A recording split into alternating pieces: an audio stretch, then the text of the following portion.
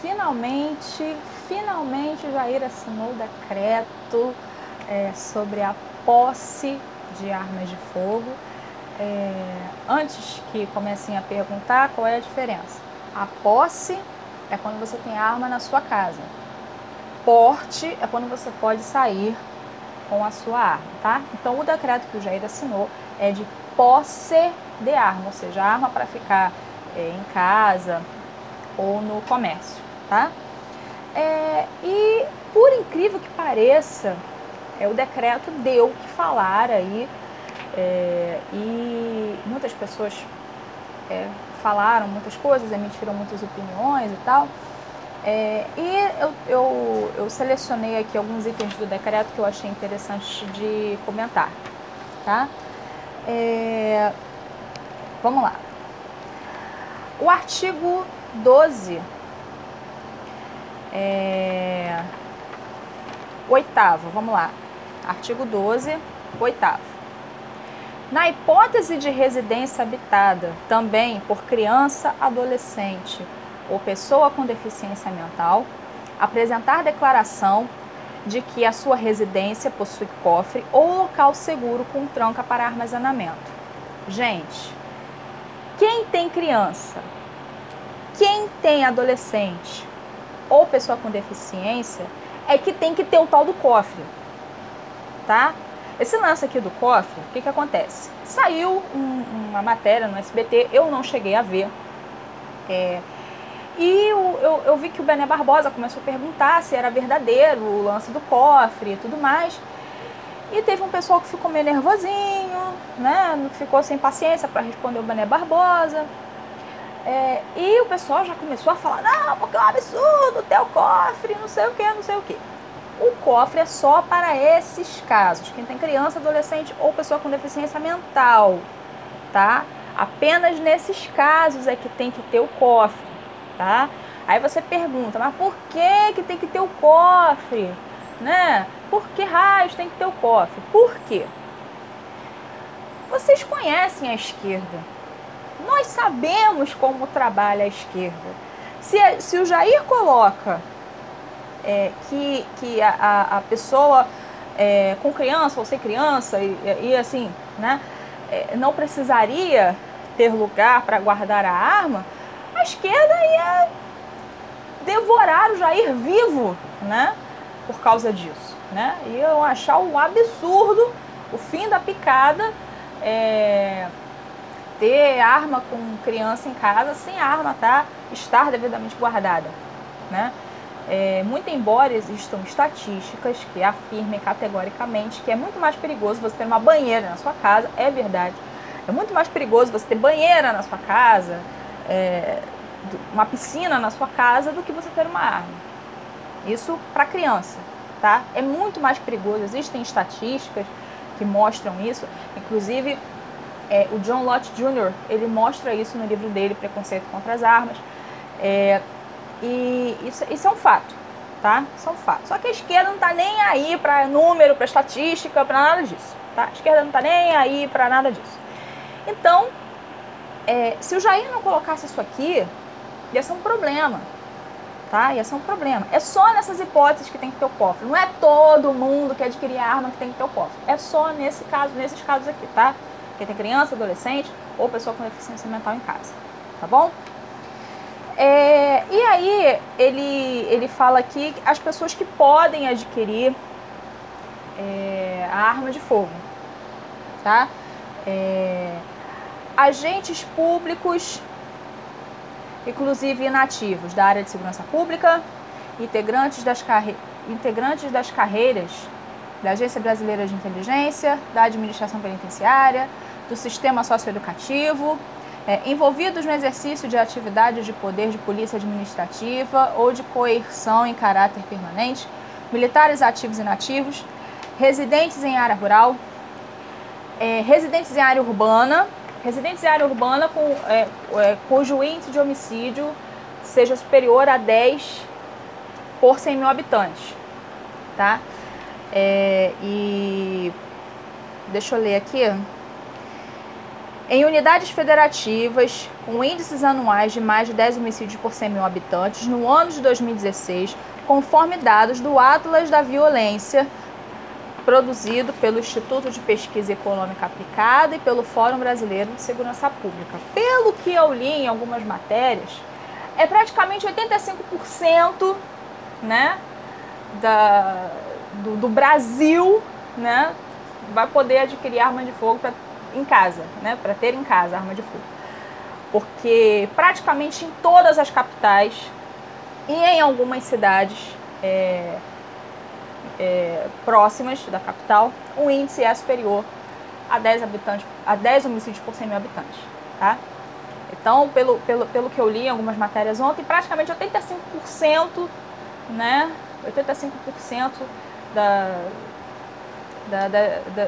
do Brasil, vamos dizer assim, poderá ter arma de fogo em casa, se quiser, claro.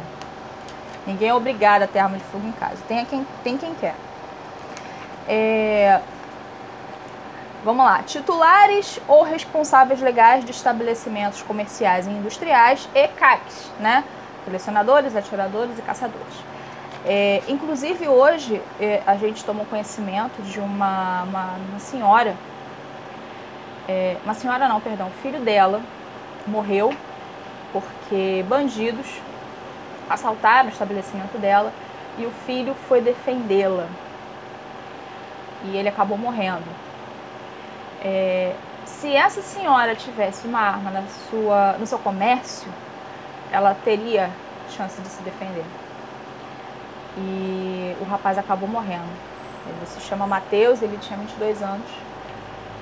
E é uma perda irreparável para a família. E isso deveria ser... Essa abertura que o Jair deu através desse decreto para pessoas que têm o seu comércio, eu fiquei pensando muito nisso, porque ter uma arma em casa, todo mundo quer ter uma arma em casa e tal, só que existem as pessoas que têm o seu comércio, têm o seu mercadinho, têm o seu hortifruti, têm a sua loja, né? E são constantemente assaltados. Ou a loja, o estabelecimento comercial fica num lugar que é passível de, sabe? E essas pessoas também têm que ter direito de defender o seu ganha-pão. E eu achei maravilhosa essa abertura que o Jair deu, né, para os comerciantes. E eu fiquei extremamente chateada com pessoas que se dizem de direita, com pessoas que se dizem conservadoras, crucificarem o Jair Bolsonaro. Eu vi uma página ontem que teve a audácia, a pessoa administradora da página teve a audácia de dizer que o Jair e o Lula são farinha do mesmo saco. Só porque o Jair fez esse decreto, que se a gente for realmente colocar do jeito que a gente quer, ainda não está. Ainda não está do jeito que a gente quer, porque aqui esse decreto trata de posse, não de porte. Ainda não está do jeito que a gente quer, tudo bem. Só que isso daqui já é o primeiro passo. Já é uma coisa assim, olha, se a gente for realmente botar na balança os 13 anos de PT, com o Estatuto do Desarmamento e o decreto do Jair, poxa, só nesse decreto aqui, a gente já evoluiu bastante. Em 15 dias de governo, a gente já evoluiu bastante com esse decreto. Bastante. E eu acho um absurdo quando pessoas vêm para a internet ou vão para suas redes sociais xingar o Jair de tudo quanto é nome, porque o decreto não saiu do seu jeito, do jeito que se quis. Porque o decreto não fala, não, porque não fala do porte de arma, porque não sei o quê. Gente, calma, calma. Vocês acham que se o Jair pudesse, vocês não acham que se o Jair pudesse, ele teria revogado o Estatuto do Desarmamento à canetada? se ele pudesse, era a primeira coisa que ele teria feito. Mas existem várias coisas que têm que ser pensadas. Primeiro, revogação do Estatuto do Desarmamento é um caso para o Congresso. E aí, um parêntese que eu abro aqui, fique de olho, tá? No presidente da Câmara que foi eleito, tá? Fiquem de olho. Porque o presidente da Câmara que foi eleito vai ter que colocar o Estatuto do Desarmamento para ser revogado. Ele vai ter que colocar isso na pauta. Fiquem de olho, vamos ficar de olho e vamos cobrar, tá? Então, a revogação do Estatuto do Desarmamento é exclusivamente com o Congresso. O Jair não pode fazer nada. O Jair não pode simplesmente na canetada revogar o negócio. Não pode, é uma coisa que tem que passar pelo Congresso. Uma outra coisa, brasileiro não está acostumado com arma. Brasileiro, no geral, criou-se essa cultura de medo das armas. Medo das armas. Então você imagina, por exemplo, o terrorismo que os professores não vão começar a fazer nas universidades, não vão começar a fazer com os alunos do ensino médio, vão começar a botar terror. Dizer que vai ser um faroeste, dizer que vai ser um absurdo, não sei o quê. Eles não sabem nem a diferença de posse e porte e já estão falando que vai ser um faroeste no Brasil, não sei o quê, não sei o que lá. Então, a gente tem que mudar essa cultura. E isso não é da noite para o dia. Isso não é da noite para o dia. Isso é devagar, com calma.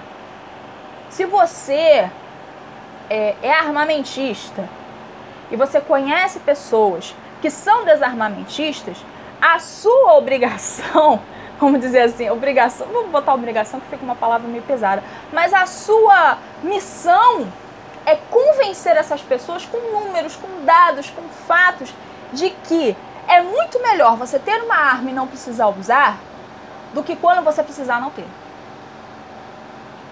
A gente tem que começar a mudar a mente das demais pessoas que nos cercam. Não é uma coisa que vai se mudar da noite para o dia. A gente tem que ter muita calma. Nada de crucificar o Jair, pelo amor de Deus. Ele está fazendo o que ele prometeu. Ele está fazendo o que ele prometeu. Ele não prometeu que o homem do campo não ia ter sua arma. Está aqui. Ele está aqui. Está aqui no decreto. Está aqui. E nenhuma daquelas coisas, por exemplo, está mantida ainda o exame psicológico, não tem antecedente, tudo isso está mantido, tá? Então não vai ser bang bang que nem a esquerda prega, tá? Fiquem calmos. E pessoas de direita, pelo amor de Deus, esse decreto que o Jair fez pode não estar ainda no nosso agrado, mas é muito melhor um decreto desse do que o Estatuto do Desarmamento do PT. É muito melhor. Vamos apoiar o Jair. Vamos ficar do lado do Jair. As coisas não se mudam da noite para o dia. É muito mais fácil destruir do que construir. Construir demora mais tempo. Construir demora mais. O Jair está começando a construir, reconstruir, vamos dizer assim, reconstruir um país que foi destruído nesses 13 anos de PT. Então vai levar um tempo. Vai levar um tempo. Mas esse decreto aqui já é um avanço, tá? Já é um avanço, já é algo maravilhoso, tá bom? Revogação do Estatuto do Desarmamento é com o Congresso. Assim que começarem os trabalhos, a gente tem que botar pressão no presidente da Câmara, independente de quem ele seja, principalmente se for um tal de Botafogo, principalmente se for ele, o presidente da Câmara. A gente tem que botar pressão todo dia, perturbar ele todo dia, ligar para ele todo dia, mandar e-mail todo dia, para ele votar a revogação do Estatuto do Desarmamento e a redução da maioridade penal.